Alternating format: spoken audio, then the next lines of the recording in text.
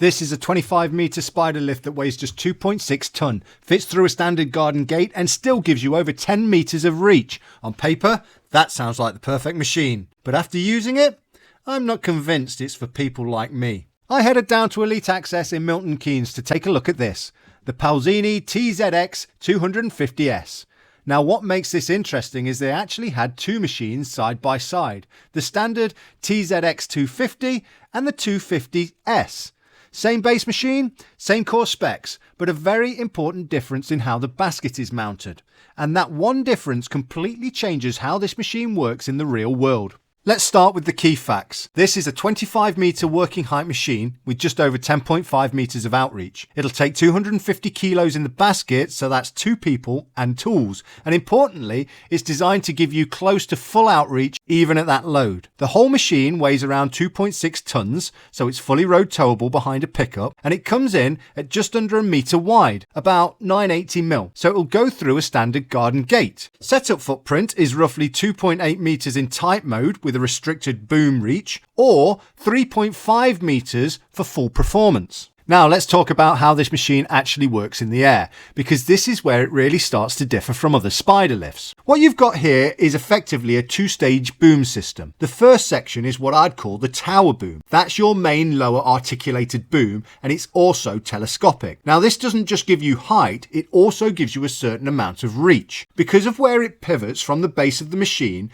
as you raise the boom, you're not just going straight up, you're actually moving out away from the machine at the same time. So the higher you go on that first section, the further your working position naturally moves out. In real terms, that tower boom will take you up roughly 10 to 12 metres, which is enough to get you above a standard house ridge. And because the telescopic section sits on the end of that tower boom, that reach is effectively being pushed further out as the machine lifts. So already, before you even start using the upper section, you've gained both height and part of your outreach. From there, the upper section gives you the rest of your reach. That's where the machine achieves its 10.5 metres. And importantly, that reach can go into the negative. So in theory, you lift above your work using the tower boom, coming over the top, and then you drop back down onto the job. So on paper, this machine does have up and over capabilities. But this is where it differs from machines with a fly jib. There's no small arm at the end doing the fine positioning. Instead, all of that movement is happening across the whole boom. So rather than just adjusting the tip to dial yourself into position, you're constantly balancing both sections of the boom to get you where you need to be. And for something like roofing or chimney work, that makes a big difference. With a fly jib, you can come over a ridge and just drop straight down into the work, nice and controlled. With this, you can still get there, but it takes a lot more movement, more adjustment, and it's just not as precise.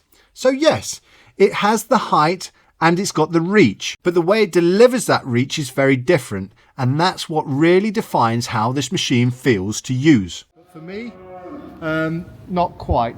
That up and over reach. So this machine, what it will give you on that first articulated boom, it will give you roughly 11.5 metres. So that should get you higher than a ridge. So then you can boom down, and that second telescopic boom should give you about 10.5 metres. So in theory, that is what it's giving you instead of a fly jib, an up and over reach to work on the backside of a roof. Now, with a fly jib, it gives you more delicate movements so that you can boom right down and get into flashings. So from a roofer's point of view, possibly not the best machine, but from a person who is cutting trees, it's not as important. And the 25 metre height is way more beneficial for the guys cutting trees. It's well worth remembering on this machine that in order to get full stretch and full reach, you need to have the first articulated boom right up, which compromises its low level reach.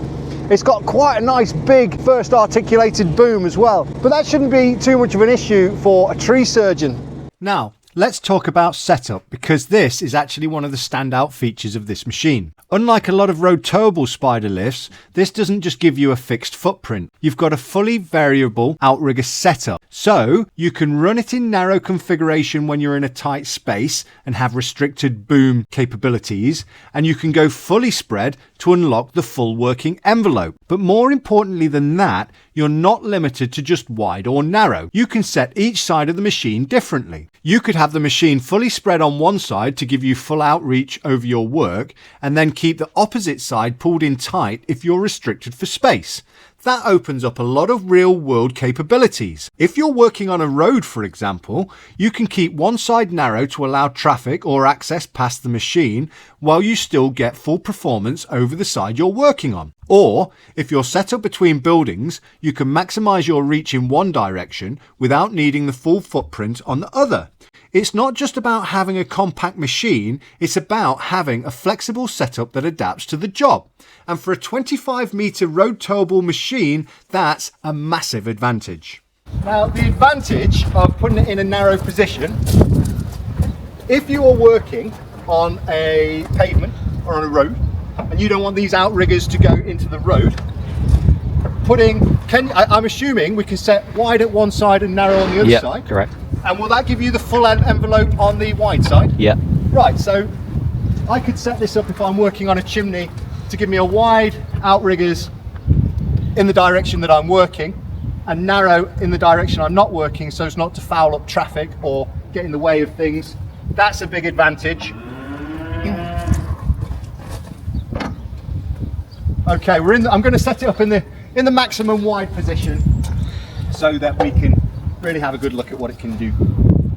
So sync the remote, so E stop out, which is like a twist, and then green button on the side, once to flash and then 2 to sync.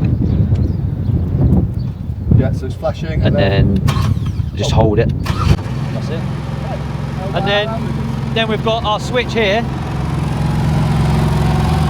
Need to turn it to outriggers. Right, yeah. And into these 4. And then if it's in auto, for auto level, then you can use, I believe, one joystick and it will self-level. Oh, that's a nice feature. Nice and easy. We'll get it so far, we can put the pads under it. Now, Elite actually had both versions of this machine, the standard TZX 250 and this one, the 250S. And the difference between them is all at the business end. On the standard machine, the basket sits underneath the boom. On the 250S, the basket is mounted out in front of the boom. That means when you come over a roof or structure, there's nothing underneath you getting in the way. It's a better setup and it gives you more usable positioning. It still doesn't replace a proper fly jib, but it's certainly an improvement. Now, this is the point where you've got to ask, who is this machine actually for? Because for the right person, this is a really good bit of kit. For arborists, this makes a lot of sense. You've got 25 metres of vertical reach, which is going to cover the vast majority of trees you're working on in the UK, and you've still got that 10 metre outreach. That means you can set the machine well away from the work area, which is safer when you're cutting, you're not directly underneath what you're dropping. On top of that, it's lightweight and road towable, so you don't need a low loader, you don't need additional transport, you can just hook up and go from job to job. And because it's under 1 metre wide, you can still get into tight access jobs as well. So for tree work, estates, facilities maintenance, anything where you need height and safe standoff distance, this machine is a really strong option. But for me, and for the kind of work I do, it's a different story. For roofing and chimney work, this isn't the right machine, and it really comes down to the boom design. The fact that it doesn't have a fly jib means you lose that fine control at the end of the boom. When you're working on a roof, you want to be able to come over the ridge and just drop straight down onto the job, nice and controlled. With this, you can still get there, but you're constantly adjusting the whole boom to get into position. It's more movement, more effort, and it's just not as precise as it needs to be. And when you're doing detailed work, which is lead, pointing, chimney repairs, that precision really matters. So for me, this is a machine that's built more for access than it is for fine positioning. It'll get you there, but it won't help you work once you arrive. One thing that is noticeable about this machine is that the controls do what they're supposed to do. On a lot of machines, when using the controls, down is up and up is down, but these controls, they do what they're supposed to do. Even to the point where when you slew the slew ring round, it's got a nice little button that if you want to press it left, the machine goes left, and if you press it right, the machine goes right. Super, super simple. Now, I think one thing it's worth mentioning is when I was testing this machine, it was a windy day. I couldn't safely take it all the way to its full height or fully stretch it out because the wind was just catching it. Because it's a lightweight aluminium boom, it does get pushed around a bit more. But to be fair, that's not the fault of the machine, that's just working at height. You've always got to work within safe conditions.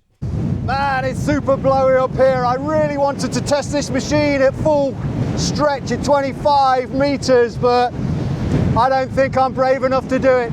It would be a foolish man to take the cherry picker up in this weather. So I have fully extended the first boom, which puts me at about 11 meters up, but it's still very blowy here. We'll go a little way just to see what it can do, but I might take that telescopic boom in at the same time. No, that's a real shame. It's a real shame about the weather today. Overall, this is a really well-designed machine. The fact that it can reach 25 meters straight up, combined with that 10-meter outreach, is seriously impressive, especially for something that's fully road-towable. And the adjustable outrigger setup, along with that sub 1 meter width, makes it incredibly versatile when it comes to access.